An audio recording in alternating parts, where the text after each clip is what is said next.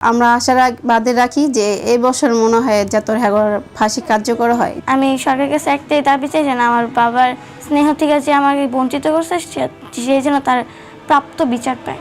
এক যুগ পেরিয়ে গেলেও নারায়ণগঞ্জের ভয়াবহ ৭ খুন ট্র্যাজেডির স্মৃতি আজও মানুষের মনে তাজা। ২০১৪ সালের ২৭ এপ্রিলের সেই দিনটি যেন নারায়ণগঞ্জের ইতিহাসে এক স্থায়ী ক্ষত হয়ে আছে, যার ন্যায় বিচার এখনও পূর্ণতার অপেক্ষায়।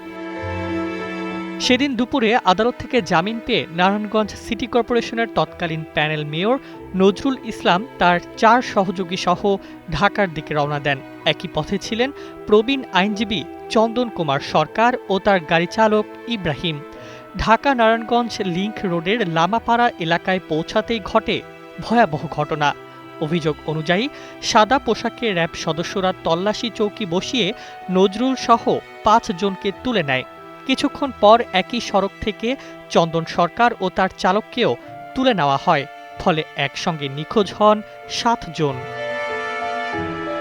নোভা এলইডি টিভি, ঝকঝকে ছবি, নিখুঁত শব্দ, ৫ বছরের ওয়ারেন্টি। নোভা মানে সঠিক মান, নিশ্চিত সেবা।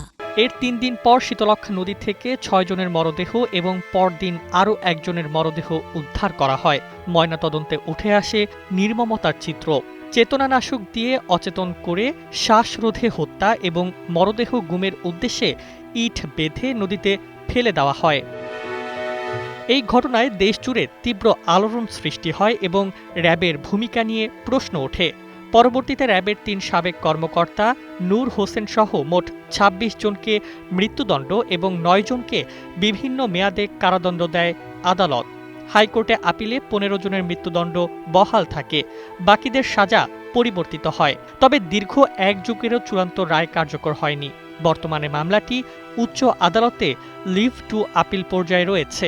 অনেক আসামি কারাগারে থাকলেও বিচার শেষ না হওয়ায় ক্ষোভ ও হতাশা বাড়ছে নিহতদের পরিবারে। নজরুল ইসলামের স্ত্রী সেলিনা ইসলাম বলেন, এটি ছিল পরিকল্পিত অপহরণ ও হত্যাকাণ্ড। রাষ্ট্রীয় বাহিনীর নাম ব্যবহার করে এমন নির্মম ঘটনা দেশের মানুষ ভুলতে পারে না। এক যুগ পরও নারায়ণগঞ্জের সেই কালো দিন শুধু একটি মামলা নয়, এটি এখন ন্যায় বিচারের প্রতীক্ষায় থাকা এক জাতির দীর্ঘশ্বাস। News desk, ২১ television.